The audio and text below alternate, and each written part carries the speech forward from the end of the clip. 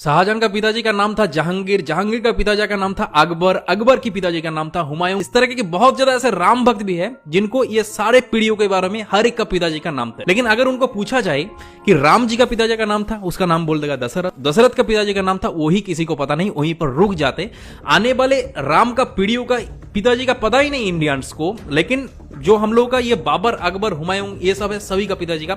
एक के बाद एक पूरा एकदम 7 पीढ़ियों तक नाम एक के बाद एक बोल देगा। तो दरअसल आज की इस वीडियो के अंदर आप लोगों को राम जी का पूरा पीढ़ियों के बारे में कि कहां से राम जी आए थे, वीडियो को इतने ज्यादा लोगों के साथ शेयर करो ताकि हर एक इंडियंस को ये राम जी का पूरा पीढ़ियों के बारे में पूरा पता चले। तो प्रभु श्री राम जी का पिताजी का नाम था दशरथ, दशरथ के पिताजी का नाम था अज, अज के पिता का नाम था नाभाग, नाभाग के पिता का नाम था ययाति, ययाति के पिता का नाम था नहुष, नहुष के पिता का नाम था अम्बरीशी, अम्बरीशी पिता का नाम था प्रशुशुक, प्रशुशुक के पिता का नाम था मरु, मरु के पिता का नाम था सिग्रग, सिग्रग के पिता का नाम था अग्निवर्ण, अग्निवर्ण के पिता का नाम था सुदर्शन, सुदर्शन के पिता का नाम था संखन, संखन के पिता का नाम था प्रबद, प्रबद के पिता का नाम था अंजुमन, अंजुमन के पिता का नाम था दिलीप, दिलीप के पिता का नाम था भागीरथ। और ये वही भागीरथ है जो गंगा को पृथ्वी पर ले आई, जिसको आप लोग भागीरथ के नाम से भी जाना जाता है। राजा भागीरथ के पिता का नाम था कुकुस्त, कुकुस्त के पिता का नाम था रघु। और ये रघु वही राजा है जिनके नाम पर ये रघुकुल पड़ा है। ये बहुत ही पराक्रमी और तेजस्वी राजा थे। आज भी कहा जाता है कि रघुकुल रीत सदा चली, प्राण जाई पर बचन न जाए। तो राजा रघु के पिता का नाम था राजा असमंज, राजा असमंज के पिता का नाम था राजा सगर, राजा सगर के पिता का नाम था राजा